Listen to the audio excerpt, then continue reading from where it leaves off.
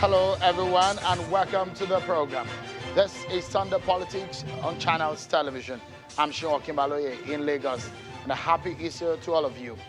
Easter celebration brings the message of redemption, and in the midst of the struggles and challenges Nigeria is facing presently, the Vice President, Professor Yemi Osinbajo, is giving the message of hope that all will be well with Nigeria. Take a listen to him. The message of Easter is the message of the special and exceeding love and grace of God. God's plan for humanity was that Christ would die and be resurrected. The resurrection is evidence of the fact that those who believe will be saved eternally and will live in eternal joy and peace with the Almighty God. And that promise is open to every single person. Whatever you believe, whoever you are, that promise is open to you. That if you subscribe to that plan, if you accept that Christ died for you and rose again,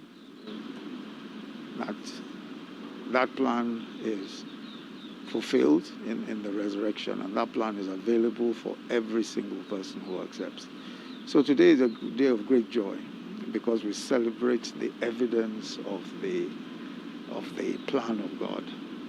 So God has given us a receipt of our salvation, and it's really exciting. So I just want to thank God for our nation and pray that our nation will experience the grace and mercy of God in so many different ways, that we're expecting His grace and mercy. But the Catholic Bishop of Sokoto, Bishop Matthew Kuka, fears things are degenerating and is speaking up again on the issue of the state of insecurity in the country. Bishop Matthew Kuka, in his Easter message titled "Nigeria Before Our Glory Departs," criticized the present administration for its handling of the country's security challenges, saying Boko Haram terrorists are consuming the nation under President Muhammadu Buhari's watch. Well, the Senate President, on the other hand, has blamed the elites for fueling disunity among different ethnic groups and regions of the country. The Senate President insists that the unity of Nigeria as a nation is not negotiable. Take a listen to him. I believe that majority of Nigerians believe that they should stay together, especially the real Nigerians. That, with all due respect, and when I say the real Nigerians, I mean the ordinary Nigerians. But the elites is where the problem is. The elites will be the ones who tell you, no, we have to secede.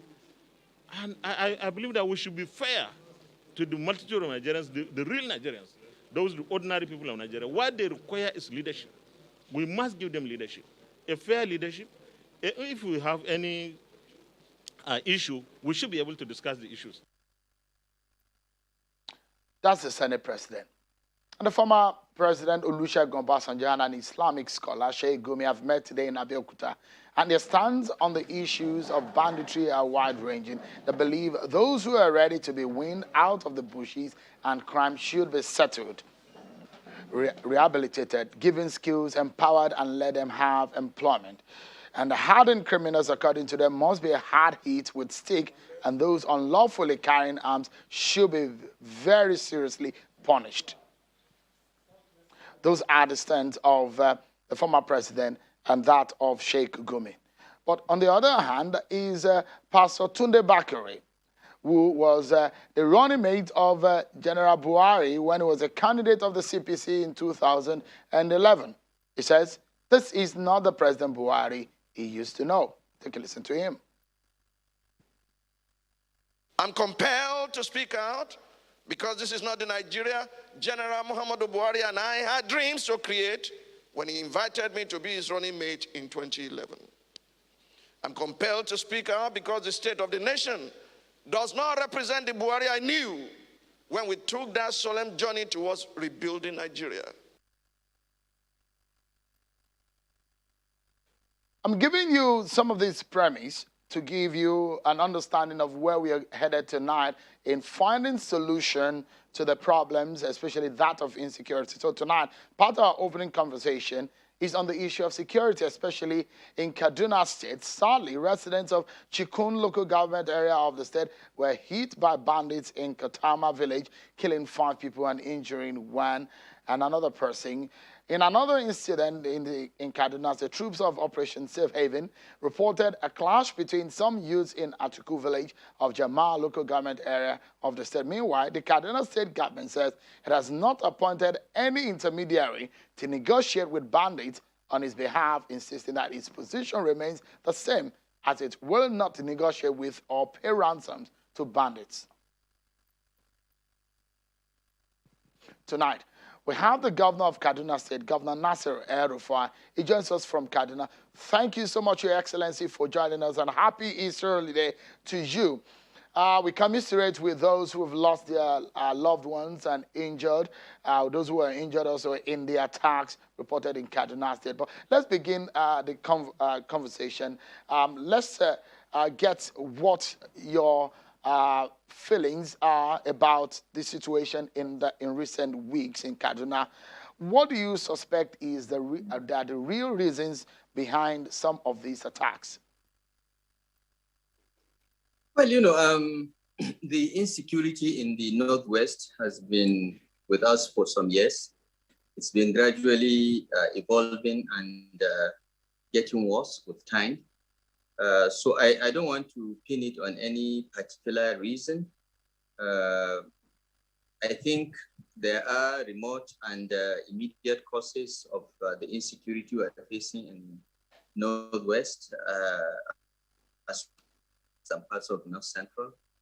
But we have a feeling that the renewed attacks in Kaduna are not unconnected with the position that we have taken as a government that will not negotiate with criminals, will not give them any money, and they will not make profit from kidnapping. Anyone that comes to Kaduna will not get a penny from the state government. He's likely to get bullets instead. So this is our stand, haven't changed, and I think that bring us to our knees. Will not be intimidated. We are encouraged by the success of military operations again. All right, then. Let's take a breather. And when we come back, our conversation with Governor Nasir El-Rufai continues. Stay with us, everyone. We'll be right back.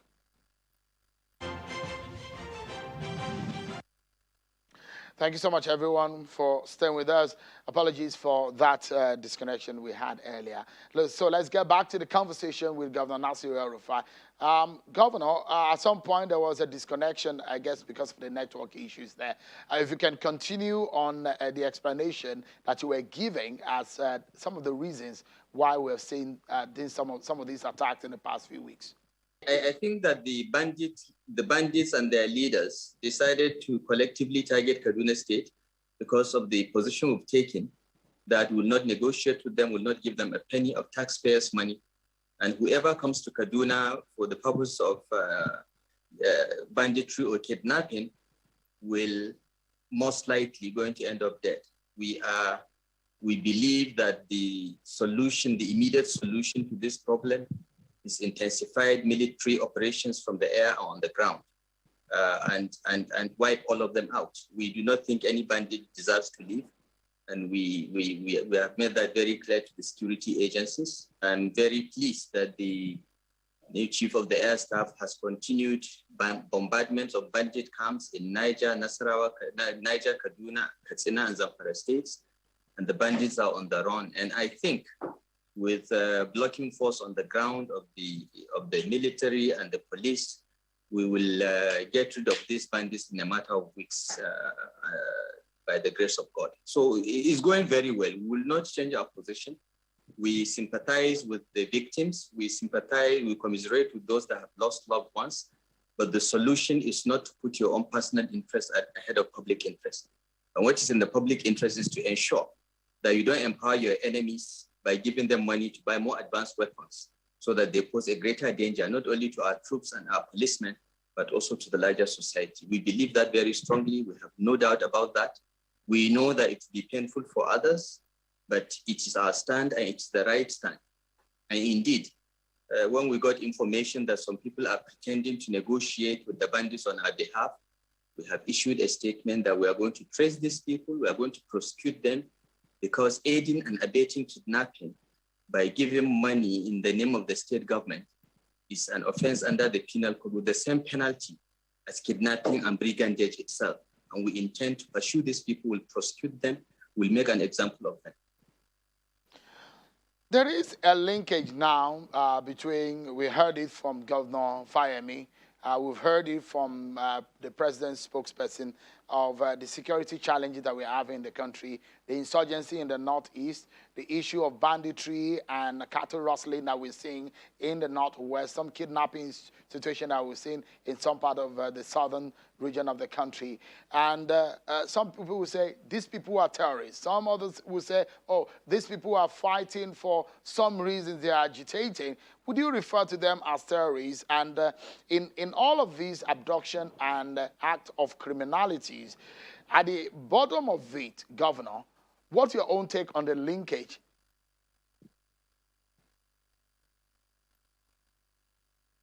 No, absolutely. They are terrorists, no doubt about it. This is the position that we have held in the Kaduna state government as far back as 2.5 years ago. We insisted that these are insurgents, they are terrorists, they are fighting the sovereignty of Nigeria, and we must treat them as such. But some people who are being sentimental or, who are being too careful or too afraid of the so-called International Criminal Court and refusing to take the necessary step to wipe these guys out. But it is clear now that they are terrorists. It is also clear, it has been established that the kidnapping operations are substantially funding Boko Haram activities in the northeast. Boko Haram has no ways of financing. They have been ring-fenced by the army in the northeast. They have no way of getting any money. And some of them have slipped and joined the ranks of the bandits. And together they are doing this to raise large amounts of money, which are being used to fund the intensified operations of Boko Haram business. It is an industry now. There are informants that get paid. There are petrol suppliers, there are drug suppliers, there are food suppliers, there are those that, supply them with weapons and ammunition. There are even doctors that treat them when they get bullet wounds. So it's an entire industry, but the bulk of the money is going towards terrorist financing. There is an outpost, a branch of ISWAP, Islamic State in West Africa province, called Ansaru, that is congregating in the forest in Birnungwari, led by one Malang Abba. And their objectives are very similar to Boko Haram, except that they are not against Western education. They are against all symbols of authority. Their agenda is to bring down the Nigerian state and kill anyone in uniform or occupying public office. Luckily, the security agencies have arrested this Malang Abba. He's in custody, and a lot of his commanders have been killed in air operations, and we are pursuing them. But the most important finding is that the money from this kidnapping is substantially going towards funding terrorist operations of Ansaru in the northwest and Boko Haram in the northeast. So yes, there is a linkage that has been established by the security agencies. So they are terrorists.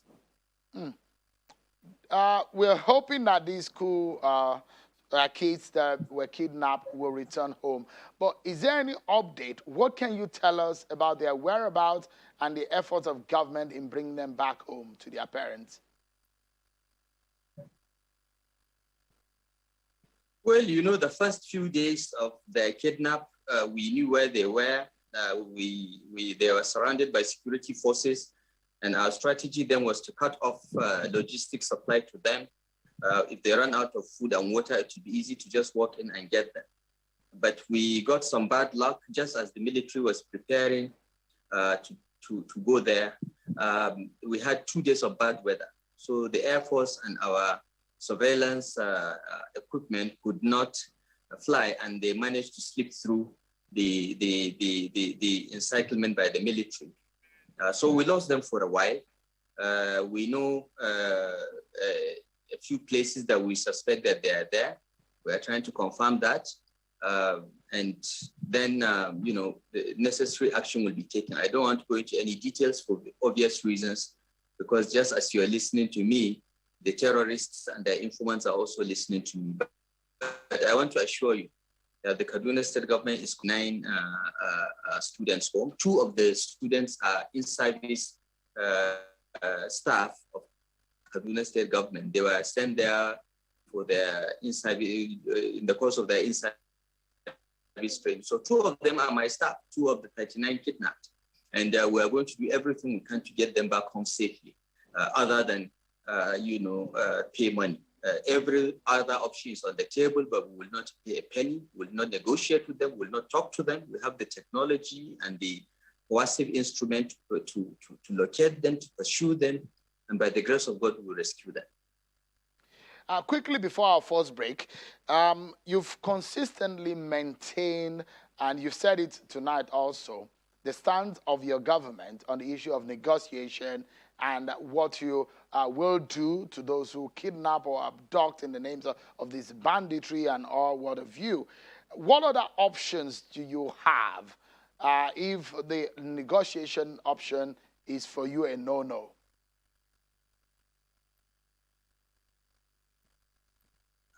Look, the only option any civilized society has when it faces criminals is to apply the full weight of the law. Okay, there is no society, no civilized society that can sit back when its sovereignty is challenged, when its monopoly of coercive power is challenged. The first thing to do is to wipe out this bandit. This is war. We must fight them to the end. We must wipe them out. That is the first order of business. When you wipe out 95% of them, if 5% are ready to repent and go back to normal civilian life, then you can talk. But you don't talk to criminals the moment they start. You wipe them out significantly. There is no other option. There is no society that sits and negotiates with criminals. Nowhere in the world do you do that. You are empowering them, you are emboldening them, and you are going to make others think. Every criminal will think, if I threaten the Nigerian state enough to negotiate with me, it will give me amnesty, it will give me money, even though I have killed people, I have kidnapped people, I have destroyed lives and livelihoods. Sometimes they even collect the ransom and they still kill the people. So what are you doing? I really don't understand the people that say that money should be given to these kidnappers. There is no option. There is only one option, Shebu. That is the only logical and sensible option. All other options are irrational, emotional, and stupid, frankly, because you're empowering your enemy to kidnap more. Maybe you'll get your own relation. Maybe you'll get your own son if he's kidnapped by paying. But you're endangering many other sons because this man that you paid will now have more money to kidnap even more. No one will be safe in any society that succumbs to the threats of criminals. And Kaduna State government will not change its position. We have many more issues to get your views on tonight, Governor El-Rufai, including some of the things that you are doing in Kaduna, and perhaps we'll take up a few, 1 or 2 political issues. But up next on the program, everyone, Governor El-Rufai is still with us on the program. He chaired the APC True Federalism Committee. But what has become of that report in the face of the urgent need for solutions to some of the challenges facing the country? The biggest one is insecurity. Find out more after this time out, everyone. Thank you so much, everyone, for staying with us. Governor Nasir El-Rufai is our guest tonight on the program and has been speaking to us from Kaduna. Thank you so much, Your Excellency, for your time tonight. Let me get your quick take on the issue of the security architecture. The president has given an order before he traveled to London. But in terms of the security architecture, is it a matter of recruitment or strategy? Which do you think is more critical between these, in your opinion, or what more important? At some point, there is a leader of the APC who said, look, let's have about 50,000 people recruited into the force. Some others will say, look, it's a matter of a lot of equipment that we need, an upgrade of the equipment for you urgently to fix some of these problems? What is more important? Well, when there are problems in life, it's very easy to look for one silver bullet. I don't think architecture has to do only with recruitment or strategy. I think technology is a key component. I don't know much about the strategy because I'm not a trained military officer or police officer or security expert. But I know that the Nigerian security architecture is seriously undermined. I'll just give one example. When we came into office in 2015, we had 13,000 policemen in Kaduna State, and we needed 20,000. I had written the IG to say we need at least 20,000 because we thought we had about 8 million people then in Kaduna. Now we're talking in excess of 10 million. So 2015, it was 13,000. Today, there are only 11,000 policemen in Kaduna because of retirements, deaths, transfers, and so on, without replacement. The number of policemen has been decimated. That is one. I think the similar thing applies to the armed forces. They are losing men in the northeast. They are losing men to bandits in the northwest and all over. And the Nigerian armed forces are involved in internal security operations and seriously stretched across the country. The last time I checked, Nigerian armed forces are involved in internal security operations in 34 states out of 36 in Nigeria. That is really overstretching the capacity of the armed forces. And they have not been recruiting as rapidly as they should. The police has not been recruiting. The Police Service Commission and the Inspector General of Police are in court over who should recruit.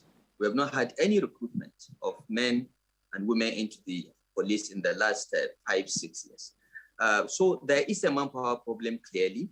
There is a training problem associated with that because there isn't enough training, particularly for the police. The army, the armed forces are more serious about training, but the police leadership has not taken training seriously enough. So there is that problem of manpower and training, okay, together, because to have manpower without training is just putting people out to be killed. But there is also the issue of technology. We need more advanced weapons. We need arms and munitions and ordnance in enough quantities for this manpower to be effective. And anytime you have a shortage of manpower, you can cover it up by using advanced technology. So Nigeria needs to buy more advanced weapons. AK-47 is not the best assault rifle for us to face bandits. They have AK-47. Some of them even have AK-49. We should get our soldiers, our policemen, something superior to AK-47. We should use drones with payload that can bomb the bandits. We don't have to use helicopters and aircraft that cost tens of millions of dollars. We can just buy drones that cost a fraction of that can carry missiles and have far more impact. So we need to upgrade the technology with the military. We have not supplied all the technological and armament support we should to our armed forces and the police, and we need to do that. Now, if you have if you do something about curing the manpower and training deficit, and you do something about the armament and technology, as well as the welfare of the armed forces and the police, then you can talk about whether the strategy is right or wrong. I have no insights into the military or security strategy, so I can't comment on that. But I do not believe that with the people we have and the training that they have and the education that they have, developing a strategy is an issue. I think the binding constraint to the performance of the Nigerian armed forces and the police actually is a matter of manpower and training, as well as armaments and technology. If we can solve those, and those can be solved fairly quickly because we can ramp up recruitment. As Siwaju Tinubu said, we should recruit 50 million. I think he probably meant another number because 50 million is 1/4 of the population of Nigeria. So it doesn't make any sense. He corrected to say 50,000. Okay, 50,000 in the police, maybe. Even if you add 50,000 to the police, you are just replacing what has been lost. The Nigerian army is what, 100,000? The Nigerian Air Force, even smaller, the Navy, even smaller. We need to double these numbers. We need to train them, because doubling the numbers is not enough. You have to give them the best training and then get the most advanced weaponry. In the short term, the only solution is to get advanced weaponry, because you cannot train people overnight. We can have some collaboration, but you need to just have a plan to train more people. We have, as state governors, we have proposed that state policing be allowed, because if state policing is allowed overnight, we can double the footprint of the police all across the country. Right now, most state governments bear the burden of the police anyway. The federal government only pays their salaries. Most of their overheads, their running costs, the vehicles that they use, the communications equipment that they use, were bought by state governments. Not just Kaduna State, every state government, more or less bears the burden of the operating cost of the police. Their budget only ends in Abuja. It doesn't come to the states. So if we are doing that already, why can't we have our own state police? And having state police will automatically convert the vigilance service and so on into policemen that will double the footprint. And the police is a symbol of authority, and we need them in every nook and cranny of the state, of our state and our country, and that is the way to go. But in the short term, before we can get those hired and trained, we need to acquire advanced weaponry for the Army, for the Air Force, for the Navy, and we need to do it like yesterday. I have some quick questions, and I wanted to wrap up quickly on the issue of security. But when you're talking about issue of state policing, it reminded me of the report you submitted to your party on the true federalism. Yeah. Part of the recommendation is how the nation should handle policing in the country. That report, we've not heard anything about it. What has become of that report and the solutions that have been suggested in that report? Your party is a party in power and has the opportunity to take action, and urgent ones, isn't it? Yes, and action is being taken. I'm happy to report to you, maybe, Shegun, you have not noticed, but the bill to amend the Constitution to introduce state police has already passed second reading in the Senate. And in the House of Reps, there is a similar initiative. One of our senators from Kaduna is the one pushing the bill to allow for state policing. There are about 4 bills. One is to amend the Constitution to remove policing from the exclusive list. Another is to amend the Police Service Commission to create state police service commissions as well as federal police service commissions. The other is to amend the Police Act to remove the exclusivity of the police with federal government. And it has already scaled first reading. It's a second reading. Very soon, people will be invited for public hearing. So our party members in the National Assembly have already picked the gauntlet and are moving with that. And it will soon happen. One of our recommendations also is to, decentralize and federalize our judiciary, which is a unitary judiciary in a federal system, a very, very interesting animal. There is no country in the world that is a federation that operates a unitary judiciary but Nigeria, under the auspices of the NJC. And one of our senators, Senator Sule, has already drafted and is introducing a bill in the Senate to centralize the judiciary. So there is a lot going on. Some of our recommendations, like taking the minimum wage out of the exclusive list and putting it to the concurrent list, so that states can legislate the minimum wage they can afford, while the federal government legislates the minimum wage that it can pay, because we don't all have the same resources. We don't have the same level of the cost of living. Rivers State has more money than Zamfara State, and cost of living in Rivers is not the same as in Zamfara State. So, there is a lot of work going on to implement that true federalism report in the last three months. One of our recommendations also is to look at the local government system, make local governments more autonomous, but more importantly, to amend the Constitution to give each state the power to design a local government that fits its own circumstances. because in local governance, one size doesn't fit all. We all come from different governance traditions at the local level and community level. And you cannot legislate one local government system, and work has started on that. We believe that each state should choose the local government that is best suited to it. For instance, here in Kaduna State, we have several metropolitan areas. 2/3 of the population of Kaduna State live in 3 cities, Zaria, Kaduna, and Kafanchan. And these cities are cannibalized between 3 to 4 local governments. And you cannot manage a city with decentralized powers and decentralized responsibilities. That is why many of our cities are totally dysfunctional.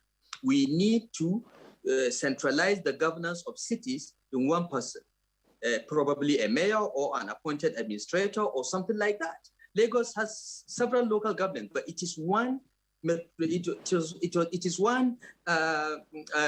metropolis that should be managed centrally. And what has happened with the cannibalization and creation of multiple local governments in cities is for the local governments to avoid their responsibilities and leave the investment and the running of capital cities to the states. We are looking at the constitution as it is, even without the amendments to the local government system, to come up with laws that will establish metropolitan authorities so that together with the local government councils, they will centrally manage our cities. Because, drainage, water, garbage does not know boundaries between local governments. If you go to Lagos, you don't even know where one local government begins and one local government ends. It is one city, it is one metropolis, it should be managed centrally. And if the constitution had not bound our hands, we would have had mayors in Kaduna, Kafanchan, and Zaria. But the constitution has bound our hands, but we'll find a way within the current constitutional framework to create central authorities to manage our cities, because our cities are falling apart because of this. So there are many things in the constitution that need to be looked at, and they are being looked at. And this bill led by APC senators and members of the House of Reps, like the minimum wage, is a member from Kaduna, the Honorable Garba Deti, who started work on that, and it has already scaled first reading, and is on its way to being passed by the National Assembly. As soon as these bills are passed, they will come to the states, and we are confident that we'll be able to get 24 states to support that. The solution to our security problem is partly state policy, and we are working on that by the grace of God. I actually wish that I could go into the economy and trade issue of commerce in Kaduna State, but I'm being told that I have just about 60 seconds to end this session.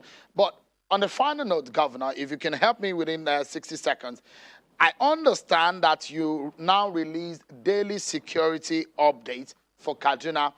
And in fact, we are in April now, early April. In March, you released another one. If you can give us an understanding of what stood out in that report. Was the issue of Zagun Qatar peace plan also captured in it? And what can you tell us about that? Well, look, we've had security challenges in this state since we came into office. Unfortunately, there are mischievous elements, politicians that have lost out, that are trying to give the impression that the insecurity in Kaduna has to do only with southern Kaduna, and there is some kind of genocidal agenda against people of southern Kaduna. We decided to start, and it's a complete lie.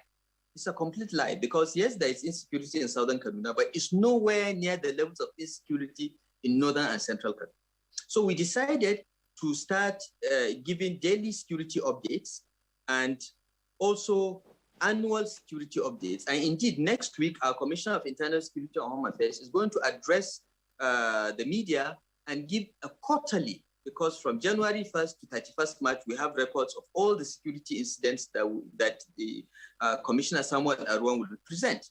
It is to give lie to the narrative that there is more insecurity in southern Kaduna, because that's what the media in Lagos prefers to put on its front pages, and forget the killings and the kidnappings and the murders in northern and central Kaduna. When villages are wiped out in Zamfara or Katsina, it's not reported because it is Muslims killing Muslims. But the moment it is Muslims and Christians, that is what is interesting. And there are people in southern Kaduna that are passing this narrative, not only nationally, but even globally, and getting donations of millions of dollars in the name of genocide. Oh, we are being killed. Oh, we are doing that. By the time we issued our security report for 2020, that documented all the security incidents from kidnappings to cattle rustling to murders to this, that, it was very clear that most of the insecurity was in central Kaduna, followed by northern Kaduna, and southern Kaduna is actually the safest part of the state. And many people, like the chairman of CAN of Kaduna, who is a PDP apparatchik, has been complaining that we are talking too much. I've never known a democratic society where too much information is a crime. But you know what? He doesn't like it because we are putting him out of business, because they are the ones that are passing this narrative of the genocide against Christians. The numbers show that he's a liar, and people like him are liars. And that's why they don't like it. And we'll continue to do this. As I said, in a few days, Arwan will present the first quarter report, and we'll be sharing this data with the media, because there is nothing to hide. I think security is the collective duty of everyone, and the more people know, the more they can contribute. This is why. Of course, there is classified information that we will not share. I will not share with you what our plans are to rescue the 39 abducted Forest Management College guys. We have a plan. We have a strategy. We know what we are going to do, but I'm not going to share that. That is top secret. But incidents can be shared, and people can be sensitized, so that together we work on solving this problem instead of allowing the bigots to take over. That is one. Secondly, you know, the issue of people sitting in Abuja or Lagos and writing fake news or saying this has happened is gone, because we have a ministry that gives official information, that shares this information openly. So we are putting many people out of business. We are cutting off the way they get money easily, and they are not very happy. But we continue to do it because we believe security is the business of everyone. Governor Nasir El-Rufai, thank you so much. I wish that I could go into the issue of economy and commerce and trade in Kaduna State, but I guess we'll leave it to some other. Yes, I guess that's much. But I mean, I guess we've been able to touch on the issue of security, which is also very paramount. Thank you, Your Excellency, for talking to us. Thank you so much for your time. Thank you. Thank you very much, Sean. Thank you. Let's now switch gears now and take on another matter of national importance, and that is the industrial action by the National Association of Resident Doctors, who began a nationwide strike action on the 1st of April, and it's the 4th day. The doctors are asking, amongst other things, that the federal government should keep to its promise on payment of allowances, salary arrears, review of hazard allowance, payment of COVID-19 allowance, and several other issues. The federal government delegation has been meeting with the doctors with down tools, but it appears that the negotiation is not going the way it should. It's collapsed in some way. You're looking at some of the demands of the NARD. The doctors insist they are continuing with the strike action. The resident doctors are insisting that there is no going back on the ongoing strike action if their demands for a better welfare package are not met by the federal government. On Friday, we had the Minister of Labor and Employment, Senator Chris Ngige, who spoke on this matter, warning that the federal government is doing its best for the doctors' demand to be met, but if the doctors insist on going ahead with the strike, the federal government might be forced to invoke a no work, no pay rule. Tonight, we have the other side in this matter. The president of the National Association of Resident Doctors, Dr. Wilawa Okuwasoyi, he joins me here in our Lagos studio. Thank you so much, Doctor, for joining us tonight. Thank you, Sheil. It's nice being here. I think it's best for us to start the conversation, for you to react to what the minister said, particularly about you. And he said he wasn't happy with you that on this strike, that there was an agreement with your colleagues, you took ill, and you reversed and discarded all of the agreement made. How do you react to that? Thank you very much, and happy Easter to everybody. I think, firstly, I would like to commend you for your work, and you have been able to throw people into having aneurysms and busting bubbles on air. In war, the first casualty in war is when we lose the truth, and everything is fair in war.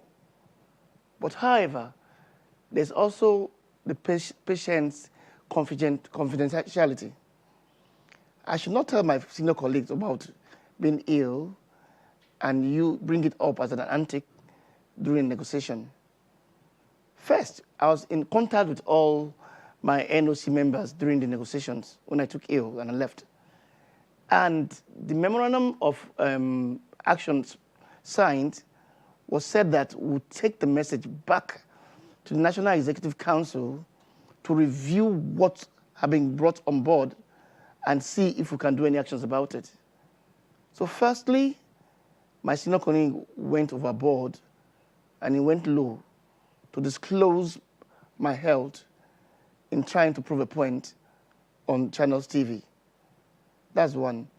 Two, you cannot sign any memorandum of actions when the young lads are still hungry. It's 4 months now. They have not been paid a salary. I guess he has received about 4 salaries now. And you want us to come and put our pen to paper to try and prove a point that you have had a memorandum of understanding with resident doctors. That's it. That's also low. Have you gotten any reason why the salaries, the 4-month salaries were not paid? It ranges from them having to be paid through quarter, which I must accuse the registrar of the MDCN, Dr. Sanusi, for being the fault of that. And he actually is one of the persons that's leading us to that strike. Two, the overbloated one, he said yesterday that some lists were overbloated. The list we had from Nigerian resident doctors were 2,136 house officers in the 42 institutions. Of the 19 that were paid, only half were paid. Some were paid 66,000 naira. Some were not paid at all. Some were paid for just 1 month of 3 months. That's talking now is 4 months. And you expect us, as an association that takes its welfare of its members, to go back and call off the strike? That's a big joke. Or you want to tell us that people that work on gift mix, when you know that there's a constant brain drain in Nigeria to go back to work when they have not been paid 4 months? That's also another joke. You're expecting us that we have infected our loved ones with COVID-19, with Lassa fever, with HIV, going home and treating patients, and you're telling us that the 5,000 naira should be left to 5 weeks' time before it is reviewed. This review has been up there for over 9 months. What have the government done about it? Those are questions we really need to ask about. Let's take it one after the other and quickly too, because there are a few issues here on the table that a lot of Nigerians, especially those who have gone to the hospital today, it's Easter holiday. The sick people who have gone to the hospital, they may not be attended to because of the strike action. So we're looking for solutions here, Dr. Isn't it? Did you disown or discard? There was an agreement when you took ill and you went to the minister's office. Did that memorandum of understanding, did that agreement stand? It doesn't stand. Is it because you don't agree with it? I will not agree with an MOA now instead of the MOU before, or the MOT, that I should go tell my members that in 3 weeks' time, they will be paid. Nobody will agree to that. Or I should tell the other ones that have not been paid for 4 months that for the next 5 weeks, you'll be paid. There should be sincerity in what we signed. So let me go further, please. The minister was part of the negotiation team that drew the MOU last few months back. And if you go back to that MOU, you see that more than 80% of the MOU is also in this MOU. So is there sincerity there that you expect us to go and sign, that you go to sleep after signing the MOU and think we are serving our members well? We stand on it. We are going to continue the total and indefinite strike until all these are met. And you can use the big cane, the antics of government, no work, no pay. You're not afraid of that? Or bring locum doctors. Because locum doctors now cannot take over specialist doctors or doctors in training, can do surgeries for you, can be a neurosurgeon, can be an orthopedic surgeon, can be a cardiologist, because you want to substitute the truth for falsehood. But the government says, according to the minister, that they are meeting your demands. Out of the 7 of that demand, How many would you say they've met? 1. Out of the 7? Yes, abolishment of the bench fee. But what about the issue of the group life insurance? The minister told us here that insurance companies have been engaged on the issues of the compensation and insurance. Are you aware of that development? I think he wasn't aware of what happened. There are documents that were sent to most CMDs on the 14th of December and on the 14th of July, telling them to provide a list of those loved ones we have lost, going back to the 17 loved ones we lost to COVID-19. And the list has been sent to the ministry and have been sent to the insurance company over 8 months ago. And they're telling them that they should go and leave their jobs and go back to ask a demand for the insurance. Nobody stays in politics or stays in power. It's transient. All right, let's take it. So the minister said 193 billion group life insurance with 13 insurance companies for all civil servants are being agreed on by the federal government. Are you aware of that? I think we need to call the EFCC and ICPC in 2 days. Because you cannot be calling billions of naira when to the end user you get nothing. And I guess this is what has been done for over 5 years. And Nigerians need to take things that goes to money very seriously.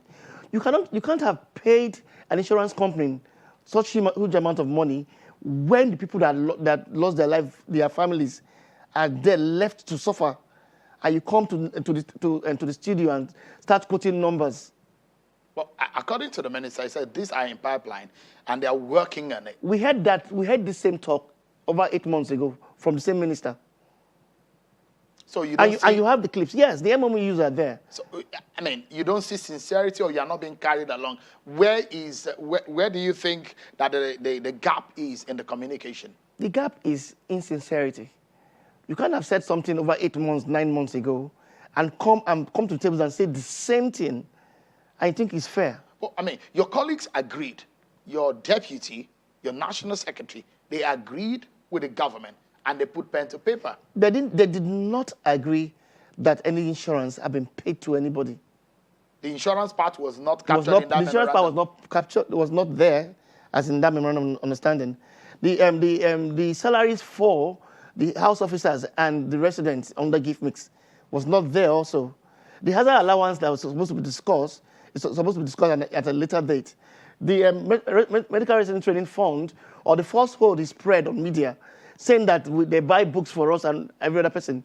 That means that he has lost touch with medicine. Because if I will go back, I'll go back again. I'm a resident, an orthopedic resident in training. And I know that I go for up to 5 or 3 updates, and I pay for my exams. And we still work for it. Okay, so that's a controversy when the minister said in Nigeria, government pay its doctors in training, but in the US and the UK and some other climes is not applicable. That is why. Is that what you're reacting to? That's falsehood. Let's start with how much is the doctor paid in the UK? From an average of 15,000 pounds to 30,000 pounds. How much are we paid in Nigeria? They are in training, and even in the US, resident doctors pay for their residency, for their training, and are still trained, and they are paid stipends back. There's no subsidies at all. No subsidies at all. And even in the US or UK, when you go to rural places, you are placed on some incentive as much as 10,000 pounds. So I don't know where he got this information from. And he comes on air and spread such false information. Or maybe he has an information that you don't have. Oh, it's lost with nature in medicine. But if you are a resident, you should know what the rigors of going to residency is.